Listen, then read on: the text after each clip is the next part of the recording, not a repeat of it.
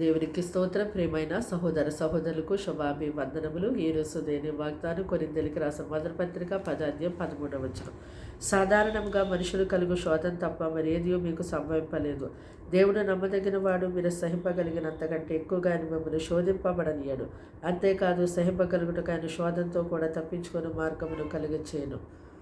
చూడండి, ఇప్పుడు మీ యొక్క జీవితంలో మీ కుటుంబాల్లో కలిగి ఉన్నటువంటి శోధనలు, శ్రమలు, బాధలు ఏమైతే ఉన్నాయో అవి ఈ లోకంలో ఉన్నటువంటి ప్రతి మనుషులకి కలిగే శ్రమలే తప్ప మరేది కాదు. అంతేకాదు, దేవుడు నమ్మదగినవాడు.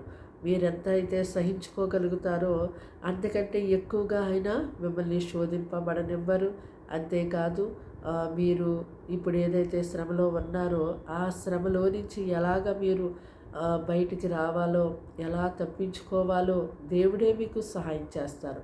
మరి చాలామంది అంటూ ఉంటారు, మా యొక్క జీవితంలో, మా కుటుంబంలో మేము కలిగి ఉన్నటువంటి బాధలు ఈ లోకంలో ఇంకెవరికి ఉండవేమో అని మాట్లాడుతూ ఉంటారు. కానీ దేవుడు ఏమంటున్నారు, ఈ లోకంలో ప్రతి మనుషునికి కలిగే శ్రమలే మీకు కలుగుతున్నాయని చెప్తున్నారు. కనుక మీరు ఎటువంటి శ్రమలు, బాధలు, సమస్యల్లో ఉన్నప్పటికీ దేవుని యొక్క వాక్యము గొప్పది కనుక వాక్యాన్ని, ఆయన మాటల్ని నమ్మి ఆయన వైపు తిరిగి మీరు ప్రార్థన చేసినప్పుడు ఆ శోధన నుంచి ఎలా తప్పించుకోవాలో దేవుడే మీకు సహాయం చేస్తారు. ఆ శోధనని తట్టుకొని తాళుకునే శక్తిని దేవుడు తన యొక్క సన్నిధిలో నుండి మీకు అనుగ్రహిస్తారు. కనుక నీకున్న శ్రమలు ఇంకెవరికీ లేవు లోకంలో అనుకునే దానికంటే నీవు దేని వైపు తిరిగి ప్రార్థించినట్టయితే గొప్ప సహాయం దేవుని నుంచి మీరు పొందుకోగలుగుతారు. ప్రార్థన.